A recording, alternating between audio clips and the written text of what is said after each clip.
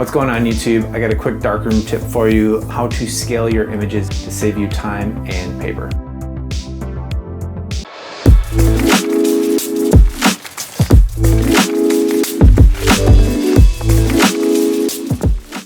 All right, this week I'm going to share with you just a really quick tip on how to scale your images up. And by that I mean if you had a really nice print done at say an 8x10 and you wanted to print that same print to an 11x14, how to enlarge it without having to redo test strips and refigure everything out. And at the same time, if you made a 5x7, you could go to an 11x14 or 16x20 without having to refigure everything out. Now to do this, you're gonna want to use some type of exposure meter on the easel.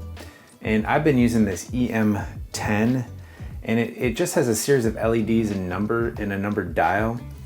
And what it does is it tells you what a certain light level is, and then you can make an adjustment from there to match that light level at a higher and larger height. So let me just break down exactly how I do this. So oftentimes I will start just by printing a small proof like a 5x7 or even an 8x10, and vice versa. Sometimes I'll jump right into printing 11x14 but have to make a smaller print because I can't scan 11x14s on my scanner. So it's really important to be able to quickly be able to print the same print exactly how I printed it to a smaller or larger paper if I have to. And this is gonna be a really quick way to do that for y'all. I made the same print at a 5x7, 8x10, and 11x14. And actually it's a Hasselblad square neg. So it was actually 4.5x4.5, 7.5x7.5, and 10.5x10.5.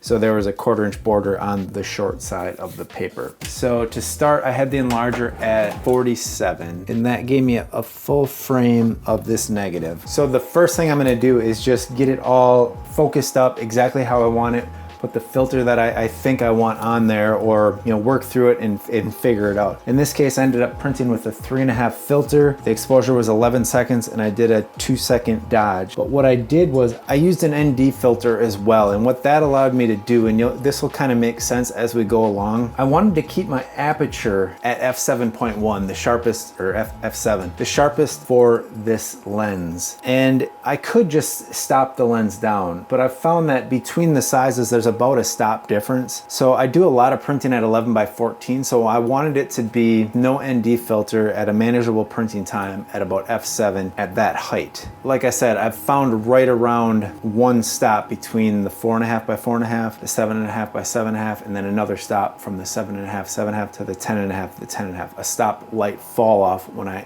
raise the enlarger. So when I'm way down close, I'm just gonna start with a 2-stop ND filter and measure the light with there. Like I said, I can stop down the lens, but I like to keep this lens at the sharpest aperture if I can, so I'm gonna use an ND filter to do that. There we go. Now I have everything focused up.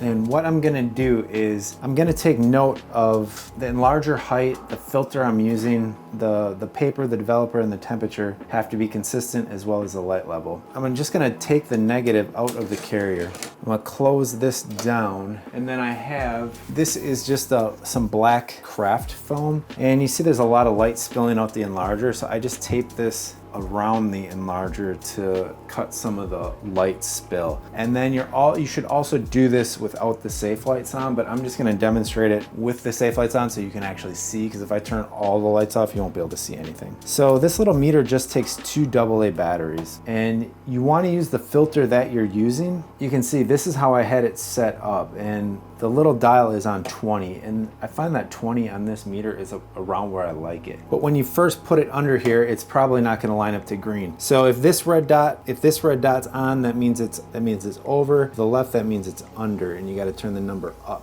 So you wanna find it where it turns green, and that's your light level. So right now it's at 20, and I just like to kind of go around the -2, or not the negative, I should say, the fall off of the lens, and try and get it dialed in pretty good all the way around. So this is your light level with this filter dialed in. So now you know that. So the next thing you want to do is put the negative back in. It's all focused up, but I'll usually check the focus. So I'm going to take this off. Now, as long as I don't change the f-stop or the filter, that light level is going to stay the same. So I'm going to make note of the light level too on that on this in my notes. So the light level is 20. It's at roughly f7. I got a 2-stop ND filter in there to cut that light down. The next thing I did was made a test strip. Then I kind of worked out that I wanted to dodge her out just a little bit with a dodging tool here. But ultimately I settled on 11 seconds with a 2-second dodge. So I processed that for 2 minutes in Ansco 130, 1:1, right around 74 degrees for 2 minutes. So now I have a really nice proof. I love the way it looks. Then the next thing I'm gonna do is raise it up to print a larger print. So I did this in 8x10 and 11x14. I'm just gonna show you real quick how I did this for the 11x14 print. So then I simply adjusted the easel for a 10.5 by a 10.5 print. And now I'm gonna raise the enlarger back up. The negative's still in there. Flip that to focus, turn the lights off, and now I want to just realign everything for the larger print. So once I get that all focused up, now I'm gonna take the negative back out.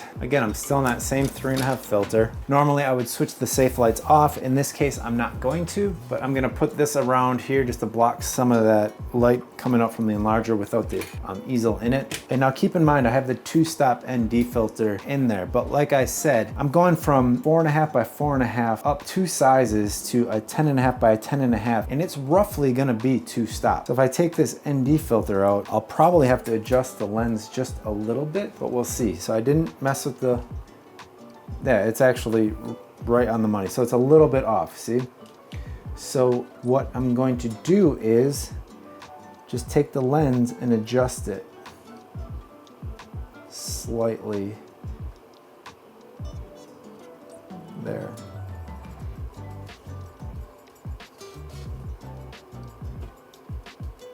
So I had to close down the lens just a tad. So I pulled the ND filter out and closed down the lens just a tad. But basically what you're doing is opening or closing the lens or dimming the light via ND filter to get the light level the same. Now if I do that exact same 11-second exposure with a 2-second dodge, the print should be identical. All right, I just want to mention a couple things. When doing this, like I said, I like to have, definitely for 11x14 and larger, I definitely like to have my aperture at the sharpest setting. So you're gonna have to do a little figuring out what's a comfortable exposure with your paper and everything for like an 11x14 or a 16x20. From there, if you wanted to just stop the lens down as it gets smaller, it's probably not gonna be a huge problem. But again, for me, I just like to have it at the sharpest aperture. This particular lens is a rod and stock Rodigon, and this lens also has a nice feature for this. It has a little declick wheel so that it will go really smooth between all the apertures. Now none of my other lenses have this. Even my larger Rodigon does not have this, and it's not a problem.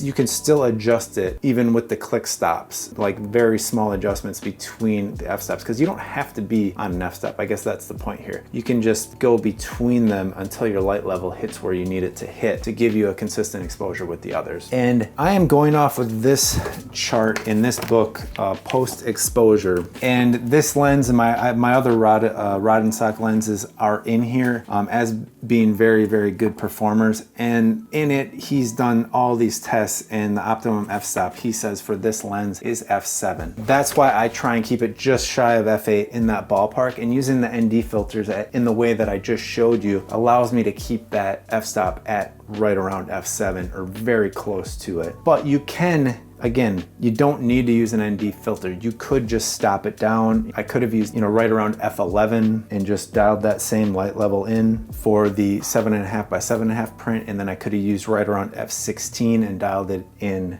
with the enlarging lens for the 4.5 by 4.5 print.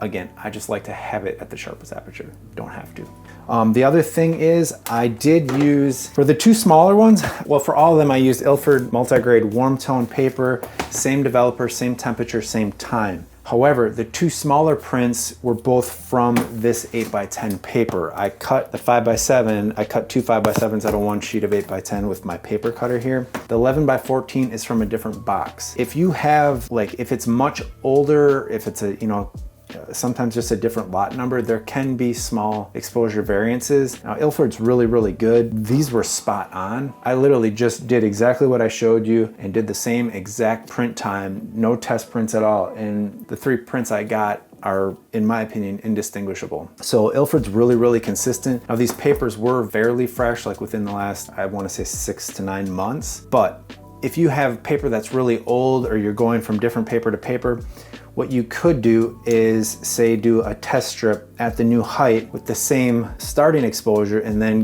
do like 3 small strips, like 10% less and 10% more. If you're kind of hesitant, or if you're running into problems, just do a little test strip that way. But it's definitely going to get you really close and into the ballpark and save you a lot of time and headaches. But that is exactly how I would use something like this to, you know, get you dialed in like right away. Because, you know, a lot of times I like to see a print smaller, and then I kind of just, I'll hang it on my bulletin board out there and kind of look at it for a while, or make some adjustments before diving into making a big print. So it's really nice to be able to scale it up and have something like this to make it very accurate to do so. It will save you some time, headaches, and paper, because, you know, let's face it, photo paper is not cheap. The less you need to use for test prints, the better. So that is all I have for you this week. I do hope you found that helpful.